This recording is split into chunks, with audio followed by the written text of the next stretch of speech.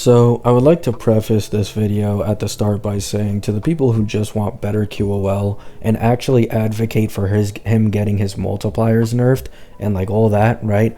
I'm not talking about you guys. I fully am behind you. You know, make the kit more interactive, make him more fun. However, the people asking for like an overall buff or no AV consumption in his ult are the ones I really want to, target this video to. And I realize I may be coming off aggressive, right? However, it's for a very good reason, right? Before people think I'm simply hating on this guy because he's a male, I made this exact same argument in Castrus's earlier versions when she actually was weaker than every other V3 DPS by a noticeable amount with no best in slot supports. And back then I said I don't want her to get buffed because I know if she gets buffed and then gets Hyacine, she's going to be the strongest DPS in the game by a noticeable gap. And guess what? That fucking happened, right? Could you believe it? If you just think ahead a little, instead of just seeing what's right in front of you in the present, you might be able to realize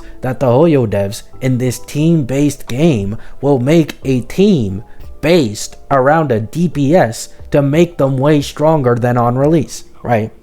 Because at the end of the day, that's what this game is about. They want to sell you an entire team that you like and want to clear content with, right? So let's get into it. Let's get into the Cerydra stuff we know. Single target support grants an extra turn after a teammate acts. That's the general design direction. Specific details are likely to change, so not worth mentioning yet, right? Something you'll realize here is that this is not action advance. In fact, this seems to be a buff that Cerydra can choose whoever to put it on, and it'll probably have a duration, but that doesn't matter for Phainon because when Phainon ults, all buff durations are at a standstill, right? So, would you know it?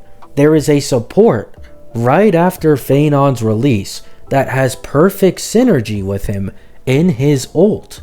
Oh my god, can you guys believe that? How unbelievable is that, right? So, if there is no restrictions in her kit that says doesn't work with Phainon, this would be able to give Phainon double the turns because the AV that people are complaining about Phainon consuming in his ult, because he takes AV and it's counted as like new turns and not extra turns, he synergizes with Cerydra, and this should allow him to take double the turns in his ult, as well as make his rotations for getting stacks faster, right? I would like to mention something I forgot to bring up here that I can't show you guys. Cerydra has a DU boon for giving an extra turn. Who would have fucking thought? However, the other one is SP refund. The two main complaints that people have had for Phainon currently is the fact that he's an SP black hole and his ult turns. So she would fix both of these things if she actually does have like an SP refund on ult, right? Next we go over here, another different leaker. I can only say that Phainon needs Cerydra to truly shine, but Cerydra doesn't need Phainon, which is unsurprising. No supports in this game really need a DPS to actually shine. Well, Jiaoqiu, right? We don't talk about Jiaoqiu, okay? We don't talk... These are harmonies, right? These are harmonies. They're different. They're different, right? So, Cerydra will probably have amazing value for literally any hypercarry DPS running alongside a Sunday. However, her best in slot will obviously be with Phainon. The same way Tribi can like carry anyone in this game to clearing content, right? It's the same thing. She has her best in slots. Caster is Herta. However, she can be used in other teams, right? Next, we have SP Dan Heng, right? The reason I want to bring up SP Dan Heng here is because it says he can apply buffs that allow teammates to summon a dragon. This summoned dragon is considered the teammate's summoned creature. Therefore, after Phainon activates his ultimate, if the teammate leaves the field, the dragon remains because it is treated as Phainon's summoned creature, right? Now, the reason why this matters is because Sunday has something for his skill in his kit that applies an extra 50% damage bonus on an ally if they have a summon on them. So, not only does Phainon inherently in his kit get 40% damage bonus from having a sustain on his team, but you get another 50% from the Sunday synergy with SP Dan Heng, and this is not including whatever other buffs Dan Heng has or his own damage, right? So at minimum, you're getting like 30 to 40% more overall damage increase for Phainon through this SP Dan Heng Sunday synergy, right? And so, a few streams ago, I decided to do this because I thought maybe I'm going crazy. Let me actually crunch the numbers.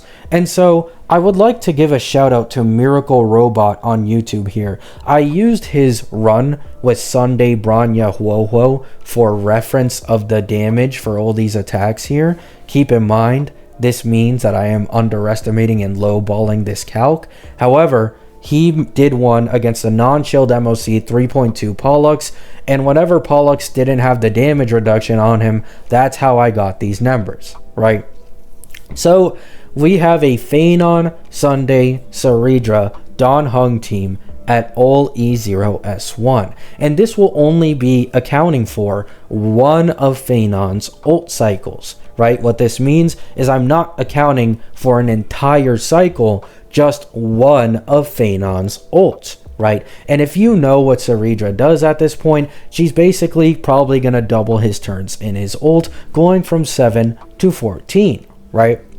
So this means you now get 6 meteors, 8 basics, and a finisher. And at E2S1, you get 8 meteors and 12 basics, right?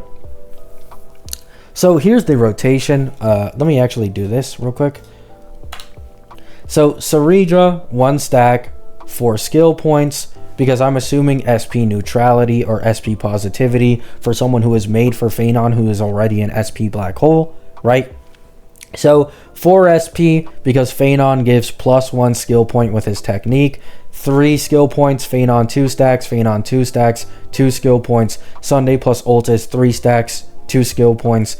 Phainon 2 stacks, 1 skill point. Phainon 2 stacks, skill again, 0 skill points, and now he hits ult, right? This isn't even assuming Cerydra's SP refund, right? I'm not even assuming that, right? So once again, 6 meteors, 8 basics, a finisher, E2S1, but we're not talking about E2S1 here, right? This was on stream earlier. Get stacks from being targeted. I would also like people to keep this in mind.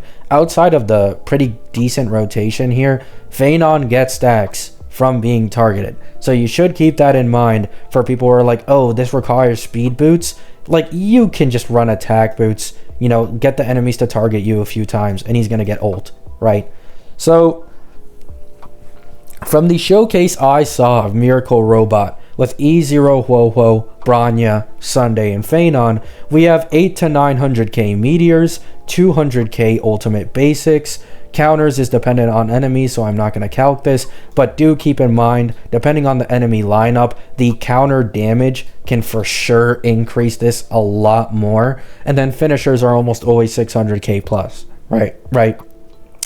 So the final number is 4.8 to 5.4 million damage from meteors, 1.6 from basics, 600k from finisher, and skills outside of ult around like 200 to 50k. And I put a plus 30% multiplier here, which is an extreme lowball. In reality, it should probably be like plus 50 or plus 60, considering these are version 3 supports specifically made for him. But I want to lowball so that I can, you know, be conservative for the agenda pushers who want Phainon to get a buff, right? So we have plus 30% with the SP Dan Heng Sunday Synergy plus Cerydra, 10.35 million damage in one Phainon ult. One Phainon ult. 10.35 million damage with an E0S1 sustain team, right? And why does this number matter? Well, if we were to go to the current MOC, one ult not even including the shield buff, because keep in mind, I got these numbers from the 3.2 Pollux MOC. Okay, the 3.2 Pollux one. One ult is enough to zero cycle anything we have to offer right now. In fact, he can almost kill the entirety of both sides with a single fucking ult, right? And so I want to get the point across, right?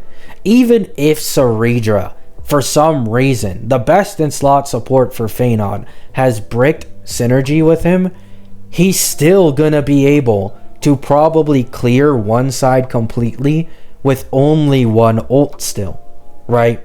Like if she only gives 2 extra turns for some reason, still, one ult for the current MOC lineup is enough to kill everything, right?